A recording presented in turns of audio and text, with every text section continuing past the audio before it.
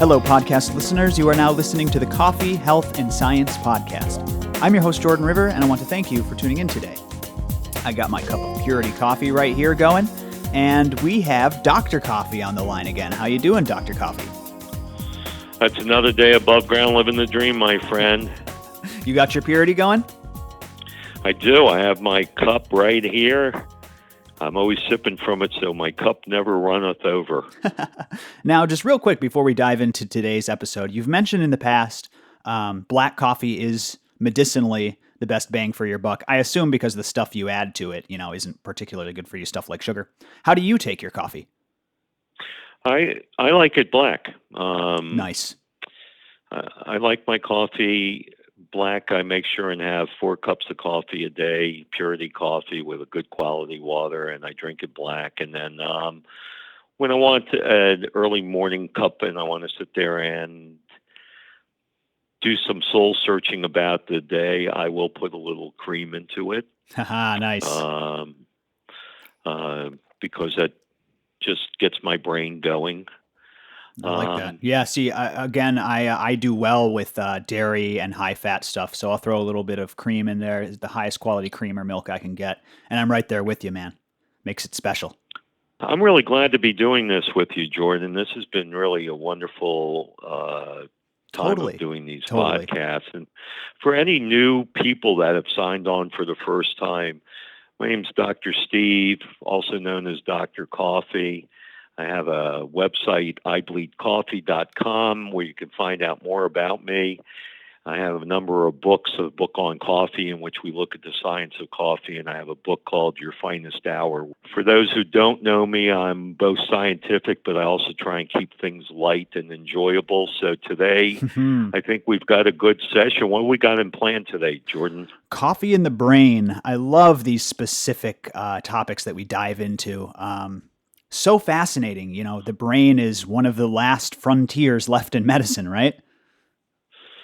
It is. It is. And I don't want any of your listeners to take offense from this, but I always say out of all the things I ever lost, I miss my mind the most.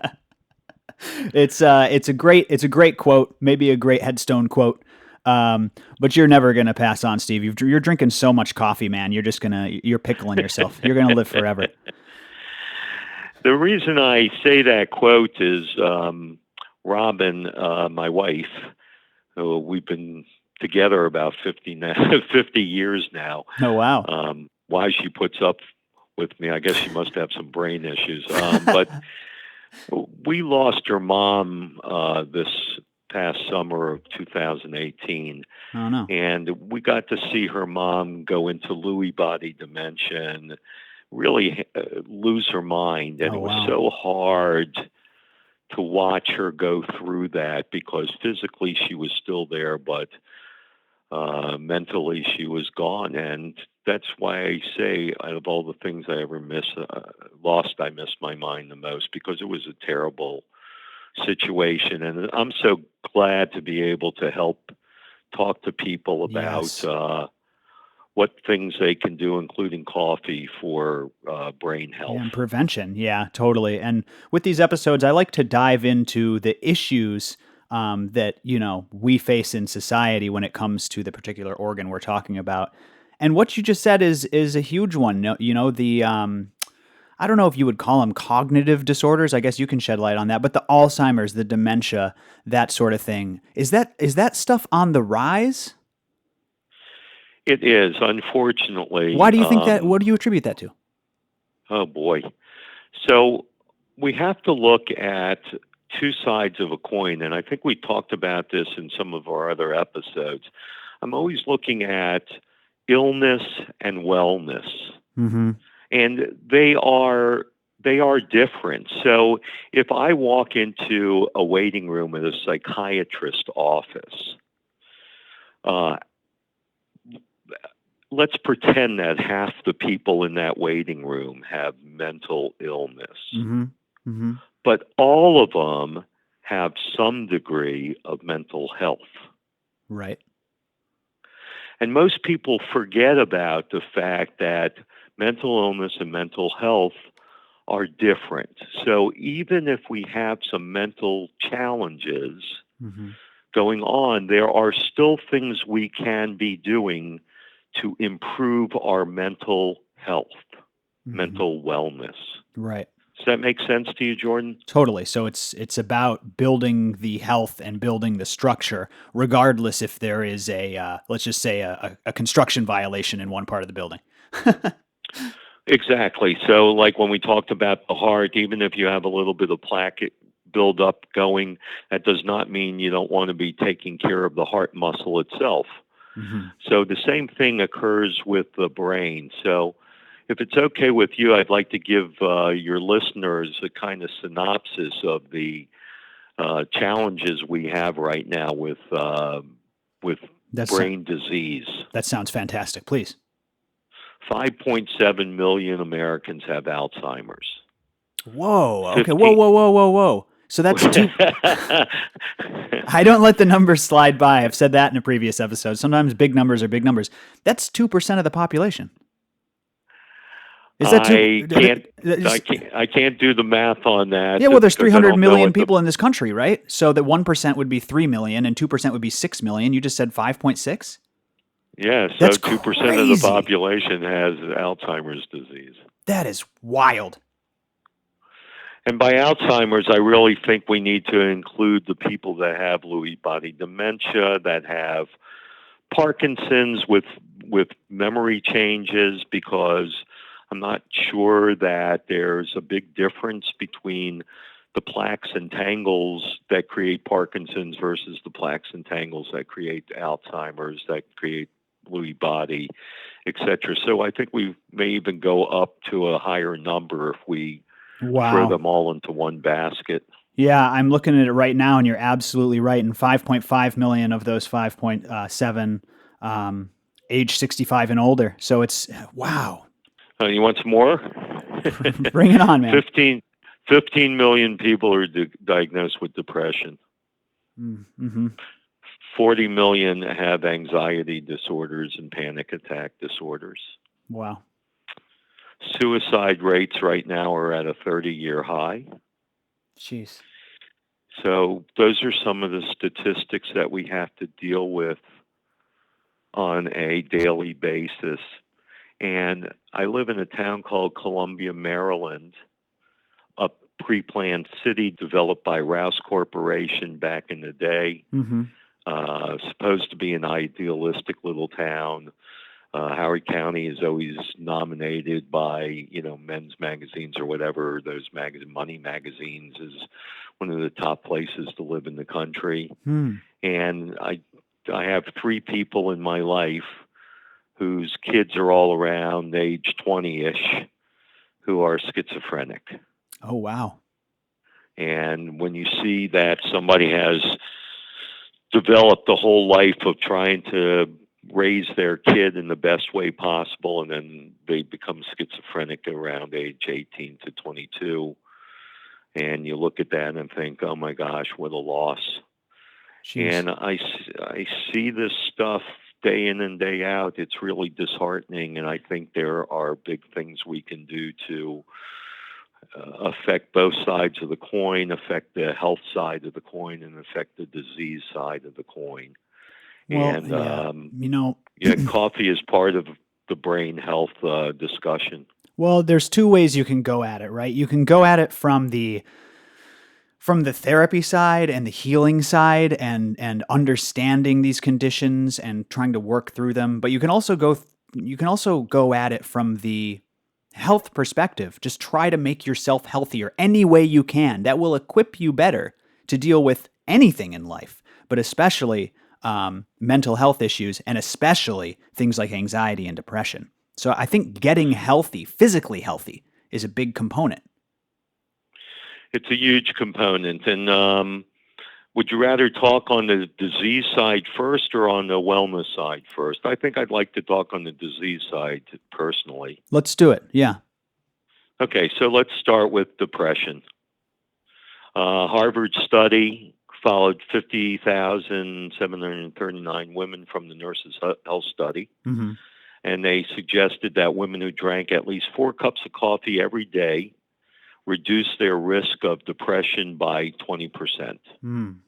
Now, is that the caffeine? Is that the fact that they're is it the antioxidants? Is it the fact that they love the coffee and it's a big part of their day?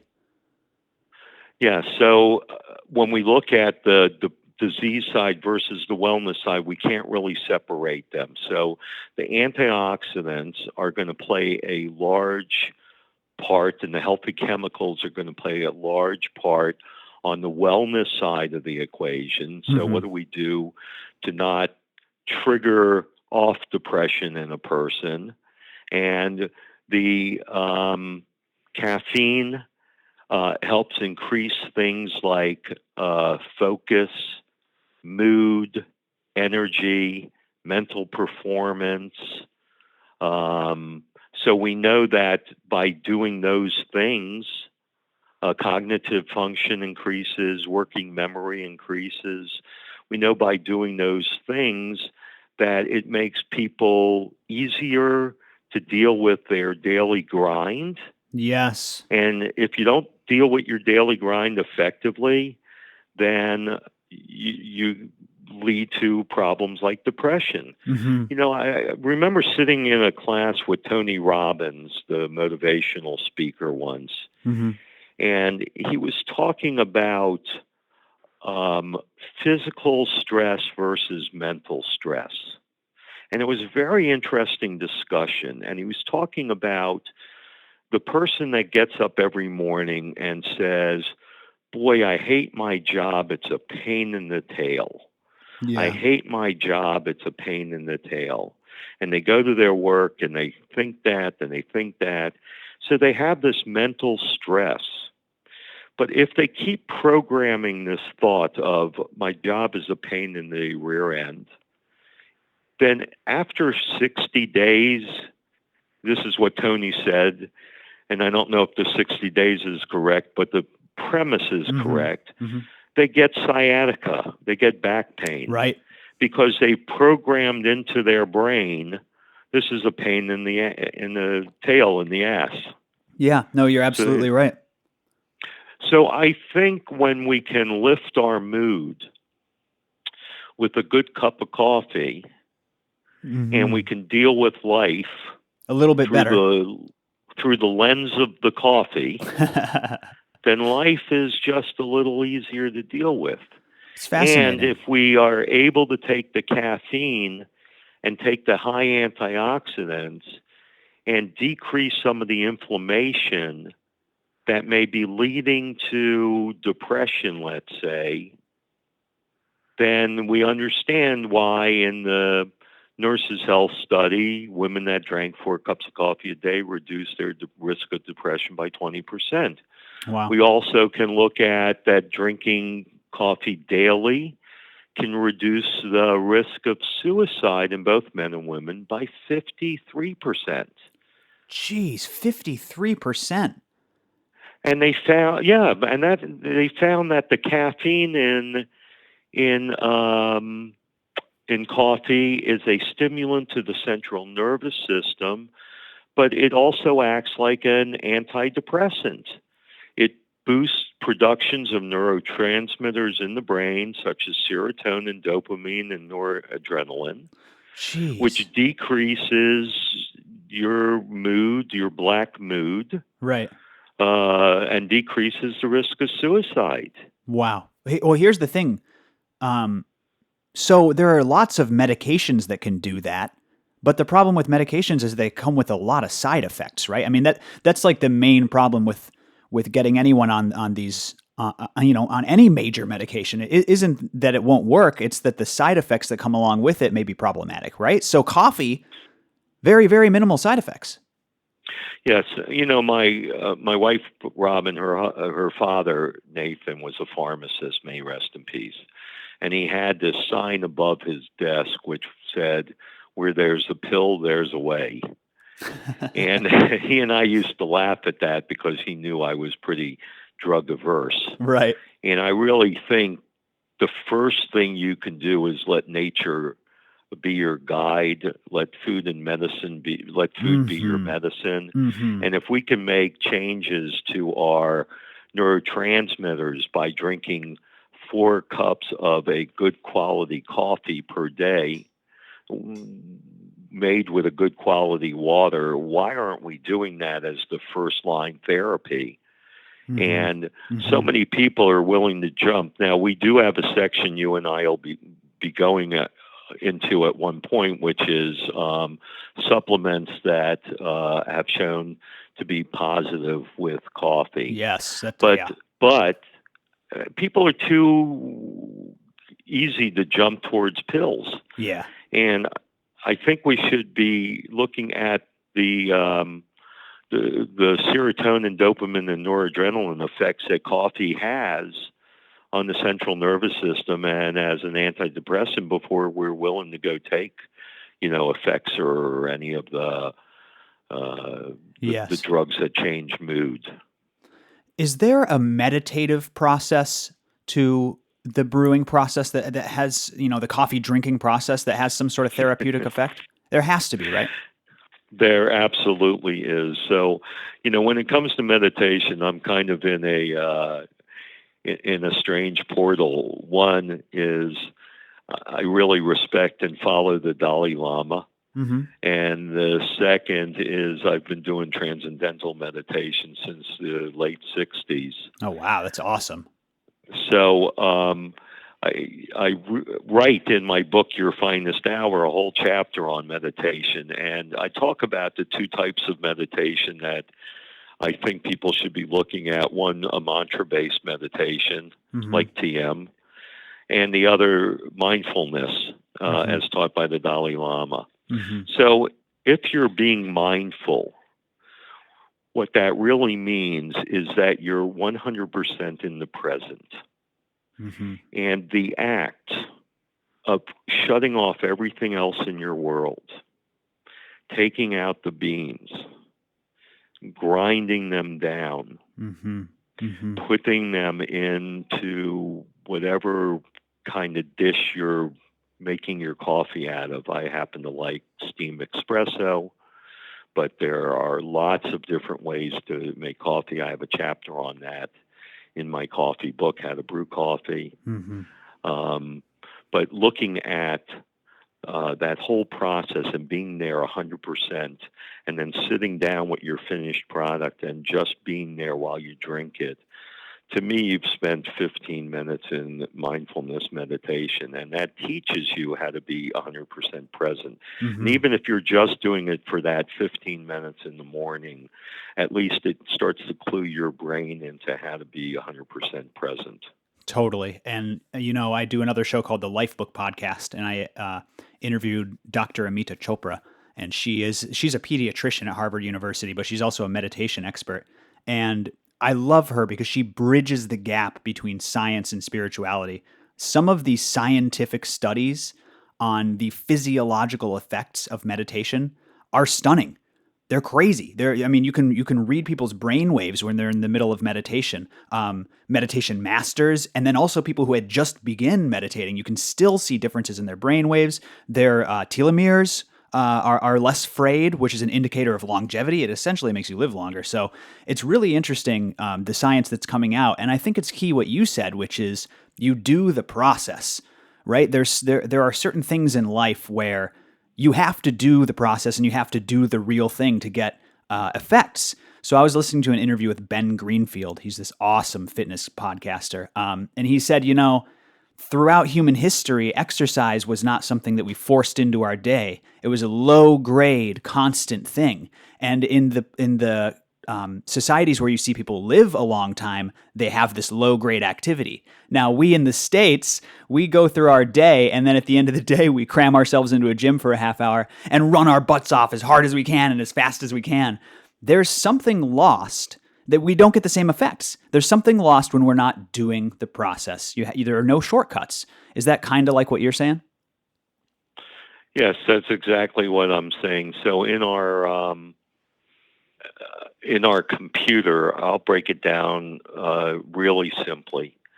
In our computer, we have both a hard drive and we have what's called RAM, which Mm-hmm. is your working drive, your short-term drive. And a lot of times we can build up crap in our cache.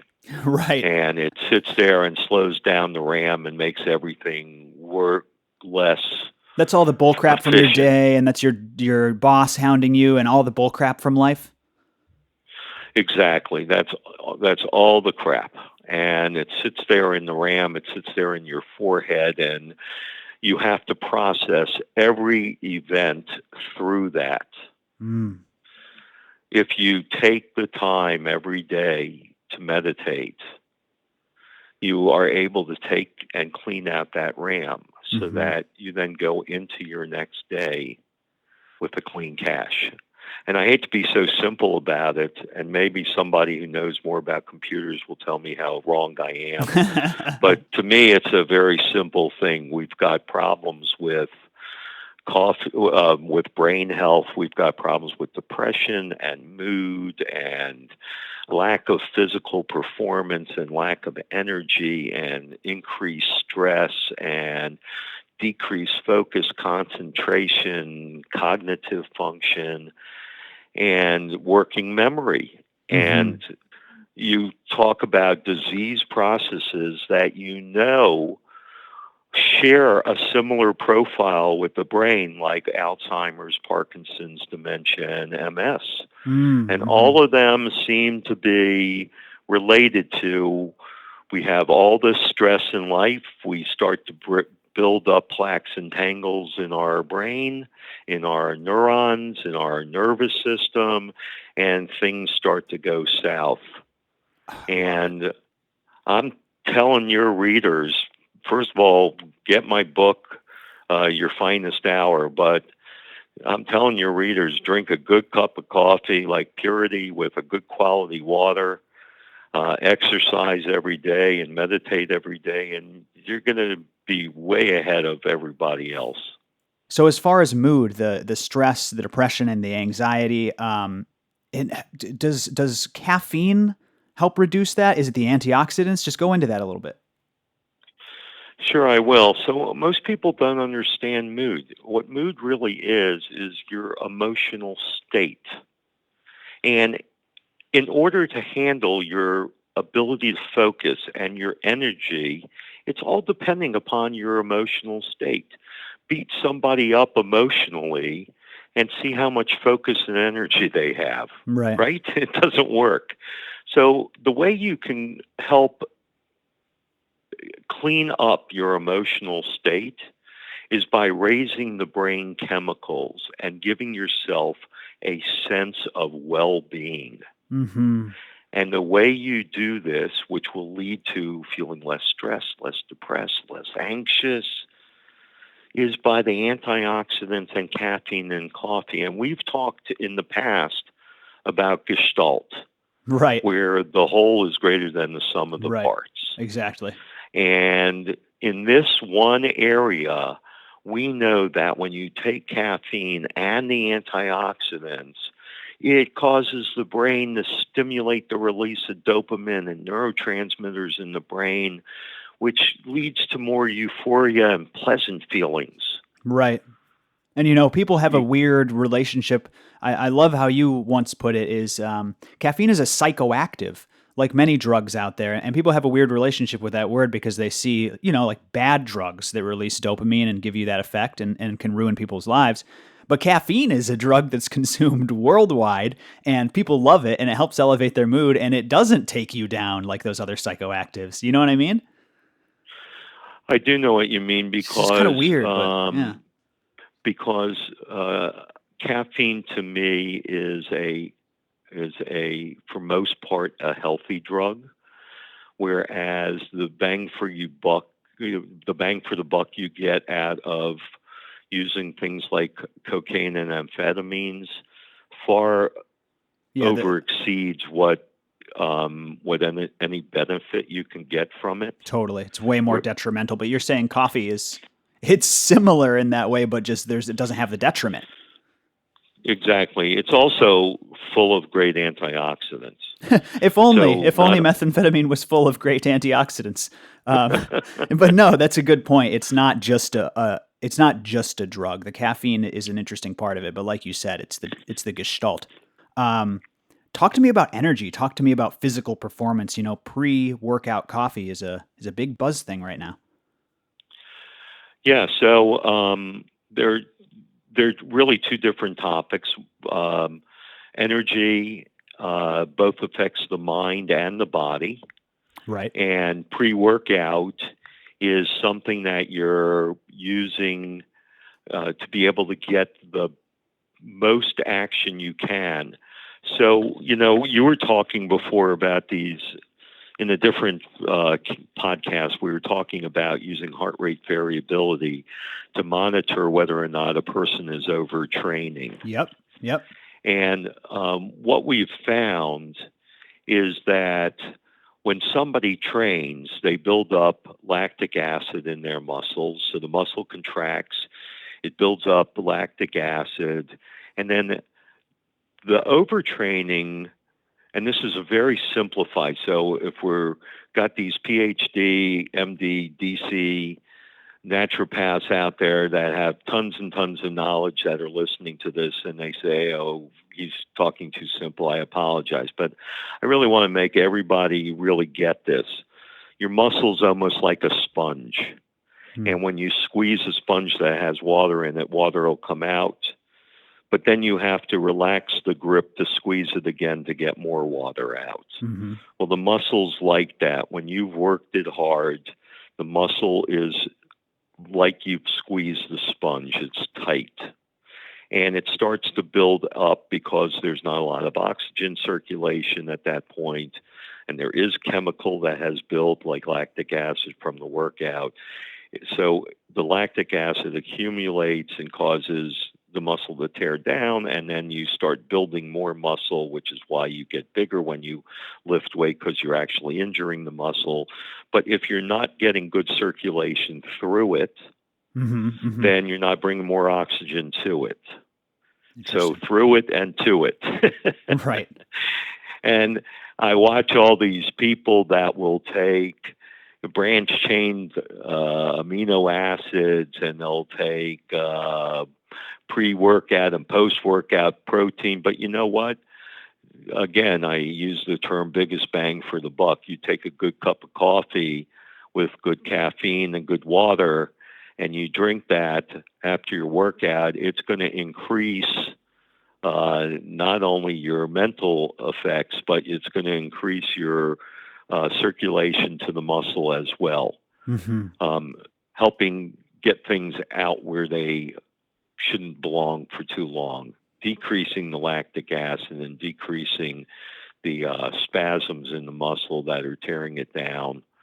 And I Mm-hmm. think that's one of the best post-workout drinks you can have. Yeah, I'm a big fan myself of having a cup before I hit the gym. But also, if you're looking for energy and physical performance, one of the best ways is to reduce stress, and coffee actually has some effects on that as well, right? It absolutely does. It's actually pretty staggering when we talk about uh, the understanding of stress. So the guy who coined the term stress was Hans Selye.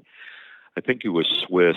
And what he did, it's real interesting. He took rats, and if memory serves me correctly, the rats went to get the food, and as they went to get the food, there were 4 levels of shocking the rats. Mm-hmm. And then he took the rats and he cut them open and he measured the weight of their adrenal glands. Now that's old And school science there, Dr. Steve. it really is. Because then you cut them open and you see what's going on the inside, right? That's right. Go on. Sorry. No, that's okay. So he weighed the adrenal glands, and the adrenal glands are our stress glands, and he termed the 4 stages of adrenal change as being stress. Oh, wow. And Interesting. so we talked about the early stage of stress where you get the shock and your adrenals start to increase a little bit, and the second stage where they increase moderate, and third stage where they increase tremendously, and then stage 4 where they're depleted. The adrenal glands are, when you cut them open, are small, Whoa. like little raisins. Oh my gosh. And he said that was That's really sad. So, yeah, but we can take that and really understand that stress just isn't a mental, it's a physical item as well. Right. So what happens is when we get stressed, then what happens is that our adrenal glands release glucocorticoids and mineral corticoids to handle the stress, adrenaline. We all heard that story of the mother sees her kid pinned under the car and runs out and lifts the car to get him off.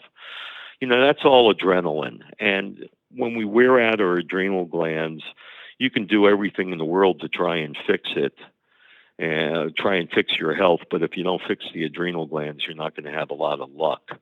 Wow. Stress is both mental and physical, and what the antioxidants in coffee and the caffeine in coffee does is it supplements our adrenal glands and helps them work much more effective. And that there actually was a research done with mice that were given caffeine, and they were much better able to handle stress than mice that were subjected to stressful situations without the caffeine. Wow. And the reason they found is that the caffeine blocks the adenosine receptors from activating the sleep process, but it also prevents the receptors from reacting to and causing the stress receptors to lead to bad memory, bad mood, and an increase in susceptibility to depression. Wow. Jeez. Well, we all know the number one reason that coffee is consumed, at least in my estimation, which is the cognitive function, the focus, the concentration. The energy is a big part of it too, but you need the coffee to think straight. I'm sure you understand that better than anybody, Dr. Coffee. Oh, absolutely. Absolutely. We know there's a balance in the body between a bunch of hormones. So your thyroid, which acts almost like a carburetor in the car. Interesting. And so that regulates your energy, your adrenal glands, which put out both adrenal corticoids and your glucocorticoids, how you manage minerals in the body, how you manage your blood sugar in the body. Whoa. And they all lead to the neurotransmitters, and those neurotransmitters, like dopamine, work on mood, focus, and concentration. Tell me about coffee and memory. So I think I outlined before how our brain is like both a hard disk with lots of room for memory, and then RAM where it's got a working memory. Mm-hmm. And what coffee does is twofold. It helps us clear out the RAM so that we have the ability to make quicker decisions without having to go through all the old crap we're holding in there. Oh, wow, right. But it also has the ability to enhance the cognitive effects, which is what's called your short-term memory. So there was a really great study at Johns Hopkins here in famous Baltimore. And what they found is that people that drank caffeinated coffee had better retention of memory over a 24-hour period. So wait, this is a really lay question. This is a serious layperson's question. But is this the same thing that extends into Alzheimer's? Is it like coffee helps your memory on a short term, but if you maintain it, then you're less likely to have this other memory problem? Is it like the same vein? I know it's a super weird question. Yeah, so I don't think so, and I'll explain why. Oh, okay. Again, when we're talking about Alzheimer's, in my opinion, we're talking about the work from Snow and Tansey, and their work on plaques and tangles in the brain. Oh, okay. And in the nervous system. So what happens is when we hit age 20, we start to build up plaques and tangles. And then, due to a series of other chemical reactions, those plaques and tangles can interfere with our nervous system and can lead to things like Alzheimer's or Parkinson's or dementia or MS. Mm. With memory loss and short-term, what we call an aging brain, which is not really related to plaques and tangles, Mm-hmm. which is, honey, I know I put my keys somewhere. Where did Right. I put them? Right. That cognitive enhancing ability is really related to how much crap we're trying to store in our short-term memory Mm-hmm. and how we're able to access it in our long-term memory. So it's So yet the another accessing, pathway. Yeah. exactly. So the accessing it in long-term memory is both done through the nervous system, which is affected by plaques and tangles, but it's also done through the nervous system affected by chemicals like your neurotransmitters and caffeine. Mm-hmm. Mm-hmm. And there's an amino acid, L-theanine, that we use to improve focus, memory, and cognition. And when we talk about supplements that relate to supporting coffee as a health benefit, we'll That's talk one of about them. L-theanine. Oh, Yeah. cool. Exciting. Exciting little teaser. But I feel that people that drink coffee, just like the Johns Hopkins University study show, reduces that short-term memory loss. Well, that's a good segue into these, cognitive diseases. These diseases that we see so much: Alzheimer's, Parkinson's, dementia, MS. Let's talk about coffee's relation to those diseases, and then some of the numbers that we can get into in prevention. Yeah, it's as I said in the beginning of this, it was really sad watching my mother-in-law go through it and watching other people go through it. And my grandma Fanny, may she rest in peace, lived to 100 and I forget whether it was 105 or 106.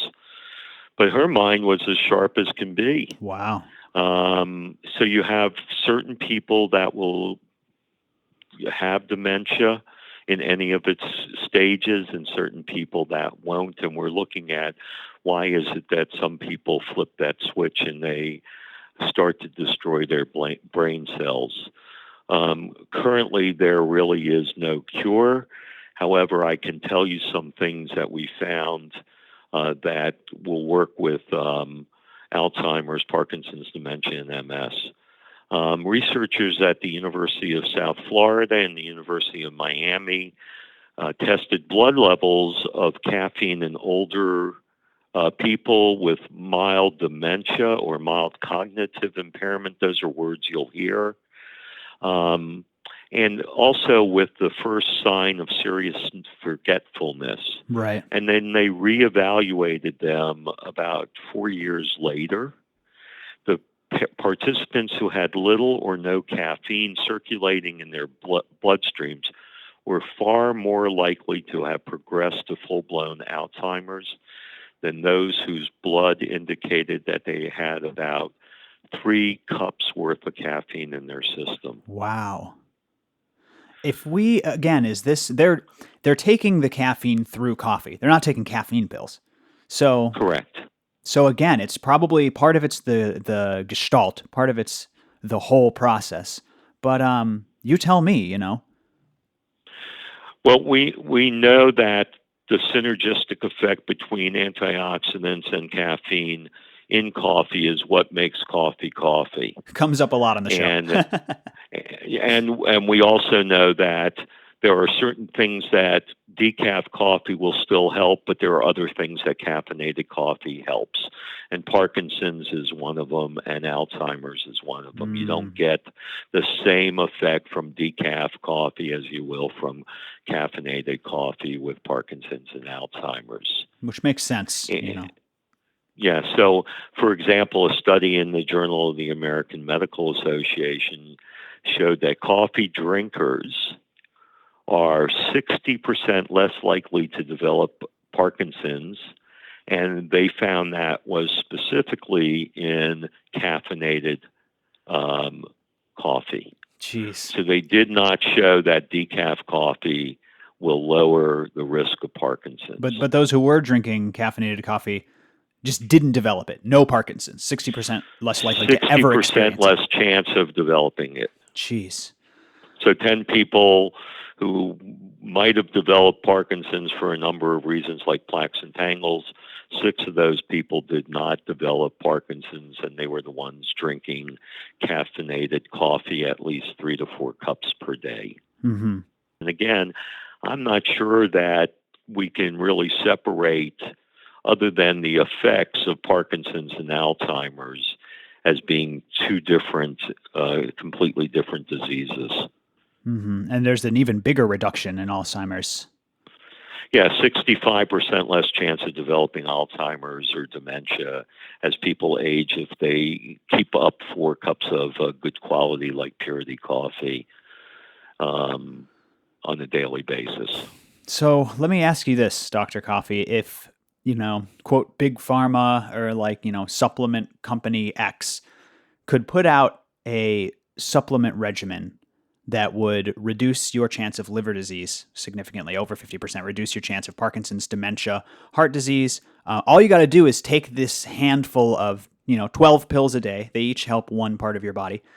And they have half the effect of coffee, let's say. Not even the same numbers, not even the reduction.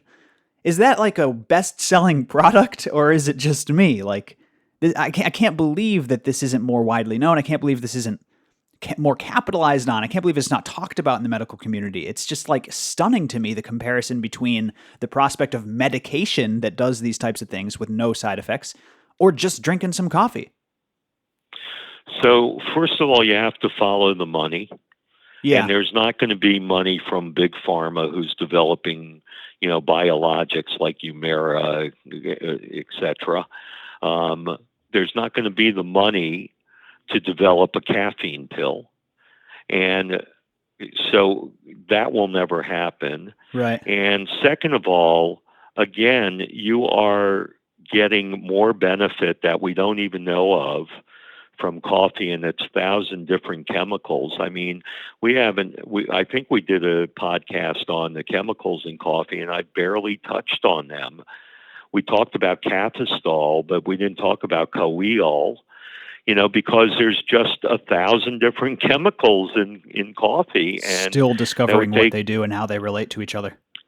Exactly. So, let food be thy medicine. If you have a choice between reducing the risk of MS by drinking 4 cups of coffee, good quality caffeinated coffee a day, and having that be a coffee break. I mean, they call coffee breaks a coffee break at work for a reason. You really should take time to sit down and go through that. I'm going to clean out my cache in my brain and just be mindful of my cup of coffee and forget all this other stuff. So true.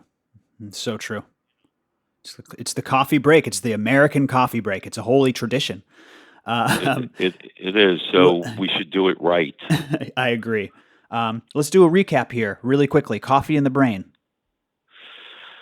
I started off by saying that of all the things I ever lost, I miss my mind the most. Yes. And we talked about the fact that there's brain health and there's brain illness. And in the brain illness, we have a number of things like depression and suicide and Alzheimer's and dementia. And I've gone through the statistics on how by drinking a good quality cup of coffee made with good quality water from a coffee like purity, the studies show that all those diseases are decreased, or the risk of those diseases are decreased. I also showed how the antioxidants and the caffeine present helps you with things on the health side of your brain, like energy, focus, concentration, the ability to have the energy to exercise, which affects the brain as well. And we showed that by making good changes in your life using coffee as a medicinal herb, you can have a healthier brain. 60% less likely to develop Parkinson's, 65% less likely to develop Alzheimer's. Stunning numbers. Dr. Coffey, thank you for this enlightening episode, as usual. Thank you, Jordan. Have a wonderful day. Everybody out there, thank you so much for listening. We'll see you next time on the Coffee, Health, and Science podcast.